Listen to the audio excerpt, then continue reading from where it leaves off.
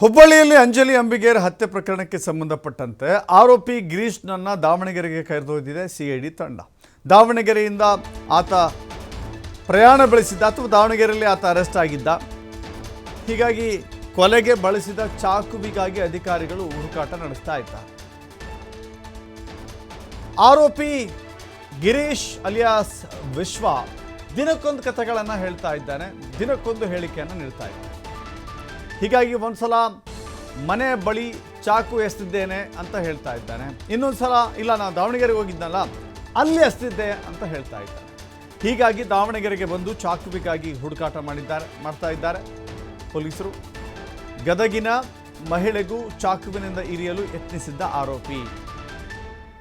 ಗದಗ್ ಮೂಲದ ಮಹಿಳೆಯನ್ನೂ ಕೂಡ ವಿಚಾರಣೆ ನಡೆಸಿದೆ ಸಿಐಡಿ ತಂಡ. ಇವನೊಬ್ಬ ಹ್ಯಾಬಿಚುವಲ್ ಅಫೆಂಡರ್, ಪದೇ ಪದೇ ಕ್ರಿಮಿನಲ್ ಪ್ರಕರಣಗಳಲ್ಲಿ ಭಾಗಿಯಾಗಿದ್ದ. ಕಳ್ಳತನ ಪ್ರಕರಣ, ಅನೇಕ ಕಳ್ಳತನ ಪ್ರಕರಣದಲ್ಲೂ ಕೂಡ ಇವನು ಭಾಗಿಯಾಗಿದ್ದ. ಆನಂತರದಲ್ಲಿ ಅಂಜಲಿ ಅಂಬಿಗೇರ್ಗೆ ನೇರವಾಗಿ ಧಮಕಿ ಹಾಕಿ ಬಂದು ಕೊಲೆ ಮಾಡಿದ್ದ. ಇಷ್ಟು ಸಾಲದು ಅಂತ ಹೇಳಿ ಗದಗಿನ ಯುವತಿಯೊಬ್ಬಳಿಗೆ ಚಾಕು ಇರಿಯಲು ಪ್ರಯತ್ನ ಮಾಡಿದ್ದ, ಚಾಕುವಿನಿಂದ ಹಿರಿಲಿಕ್ಕೆ ಪ್ರಯತ್ನವನ್ನು ಮಾಡಿದ್ದ.